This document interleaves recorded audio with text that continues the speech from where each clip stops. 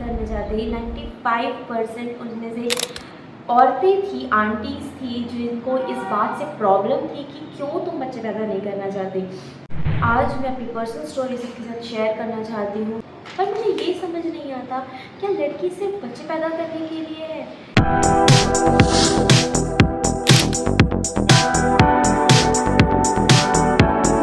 Hello guys, welcome back to my channel. मैं बहुत सबसे पहले आप लोगों को थैंक यू बोलना चाहती हूँ कि आपने मेरे फर्स्ट वीडियोस में बहुत सारा सपोर्ट और बहुत प्यार किया, और आपके बहुत ब्यूटीफुल कमेंट्स के लिए बहुत थैंक यू। तो चलिए आज मैं कुछ और इम्पॉर्टेंट पॉइंट्स शेयर करती हूँ जो मेरी लाइफ में हुआ है और जो मेरी पर्सनल स्टोरी है। तो आज हम बात करेंगे कुछ हार्ड रियलिटीज़ के बारे में जो बहुत सारे लोग छोड़ देते हैं, इग्नोर कर देते हैं बच्चे प्लान करने से पहले।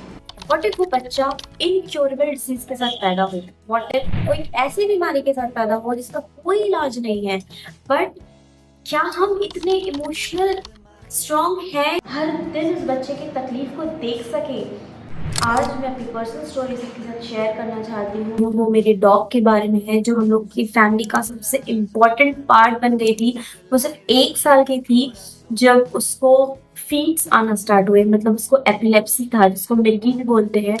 वो बहुत छोटी थी जब उसको फीट आना स्टार्ट हुआ, पर बहुत स्टार्टिंग में तो वो बहुत धीरे धीरे आता था, महीने 2 महीने में एक बार। पर धीरे जैसे जैसे उसकी उम्र बढ़ी, उसकी एज बढ़ी, उसके प्रॉब्लम्स और सीवियर होती गई। हम बहुत सारे डॉक्टर्स के पास गए और बहुत सारे वेट्स से हम बात किए, बहुत डॉक्टर्स चेंज किए, पर हर डॉक्टर ने ये बोला कि उसकी बीमारी का कोई इलाज नहीं है। हम उसको कंट्रोल कर सकते हैं पर हम उसको क्योर नहीं कर सकते।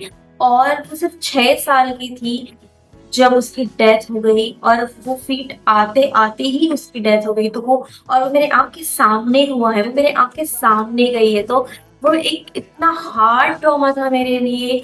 और स्नूपी के साथ ये सब जो इंसिडेंट हुआ, वो मुझे एक चीज़ रियलाइज करवाया मेरी लाइफ के बारे में कि मैं तो नहीं देख सकती अपने बच्चे को सफ़र करते हुए। व्हाट इफ वो मेरा बच्चा हो, मेरे पेट से निकला हुआ बच्चा हो, और वो मेरे सामने तड़प रहा हो और मैं कुछ भी नहीं कर पा रही हूँ उसको ठीक करने के लिए, उसकी तकलीफ को कम करने के लिए।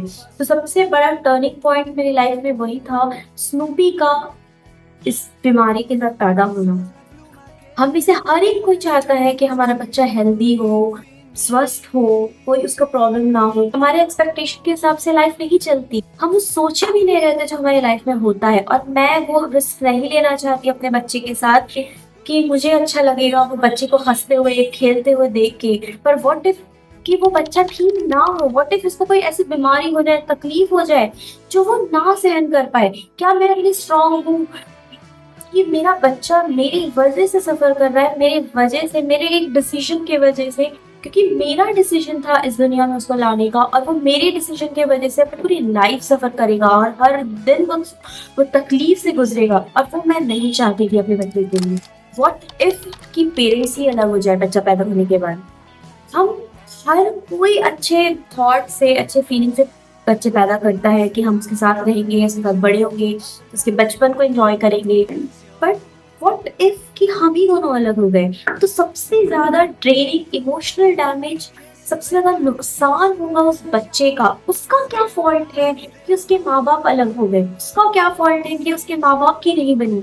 मैंने देखा है जब कपल्स लड़ते हैं, सेपरेट होते हैं, झगड़ते हैं, तो सिर्फ बच्चे का नुकसान होता है। और मैं वो नहीं चाहती कि मेरा बच्चा सफर करे हमारी वजह से। आज अभिषेक और मैं साथ हैं क्योंकि हमको अच्छा लग रहा है, बट व्हाट इफ अगर हम साथ नहीं रहे कल? मैं ये नहीं बोल रही कि हम लोग खुश नहीं है, हम लोग बहुत खुश है, पर ये हम दोनों हैं, सेपरेट नहीं भी होते हैं, और हम में से कोई एक मर गया, तब भी उस बच्चे का क्या होगा? मैंने देखा है कि जो बोलते हैं कि हम पाल लेंगे, कोई नहीं पालता। कोई आपके बच्चे को नहीं पालेगा।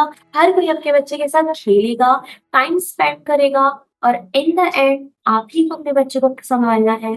जितने लोगों को भी हमने ये बताया कि हम बच्चे पैदा नहीं करने चाहते, 95% उनमें से औरतें थी, आंटीज़ थी, जिनको इस बात से प्रॉब्लम थी कि क्यों तुम बच्चे पैदा नहीं करना चाहते? तुम्हारे पति क्या बोलेगा? क्या उसको कोई प्रॉब्लम नहीं है कि तुम बच्चे नहीं पैदा करना चाहते? बाद में क्या होगा? बाद में तुम लोग बहुत पछताओगे। क्या होगा अगर तुम्हारे पति को बाद में बच्चे चाहिए? तब कैसे होगा? बुढ़ापे में कैसा होगा? ये क्वेश्चंस हमेशा औरतों के होते हैं और मुझे ये समझ नहीं आता। सबसे ज़्यादा करीब से, बहुत अच्छे से सिर्फ़ एक औरत समझती है कि उसको किस तकलीफ़ का सामना करना पड़ता है। क्या उसका पूरे लाइफ़ का मोटिव या एम्बिशन या रिस्पॉन्सिबिलिटी क्या सिर्फ़ बच्चे पैदा करने के लिए है? मैं समझती हूँ वो क्यों ऐसा पूछती है या कोई क्वेश्चन करती है, क्योंकि उनको भी ये फ़ोर्स किया गया है। उनको भी उनके टाइम पे बोला गया कि नहीं, तुमको बच्चा पैदा करना पड़ेगा, ये तो करना ही पड़ता है। पर आज का जो ज़माना है, आज की जो लड़की है वो अपने हिसाब से जी सकती है, सोच सकती है। आज वो अपने हिसाब से लाइफ जी रही है। फिज़िकली पेन की बात नहीं है। What about emotional pain? आज इतनी लड़कियाँ पोस्टपार्टम डिप्रेशन से गुज़र रही हैं। आज इतनी लड़कियाँ क्लूलेस है कि अब वो क्या करें? वो बहुत एक्साइटेड थी। वो बहुत सारे कपल्स को मैंने देखा है जो बहुत एक्साइटेड थे बच्चा पैदा करने के पहले। बट आज वो सिर्फ क्वेश्चन कर रहे हैं कि क्यों हमने बचत न किया। तो ये एक ऐसा चीज है, आप कोई सामान लाए, अगर आपको पसंद नहीं आया तो आप उसको रिटर्न कर सकते हो।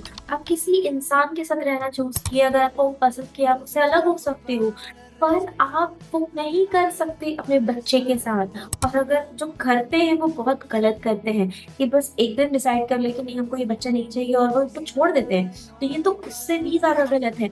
तो क्या ज़्यादा सही है? बच्चा पैदा करके उसको छोड़ देना या जो दुनिया में है ही नहीं उसको लाना ही नहीं, क्या ज़्यादा सही है?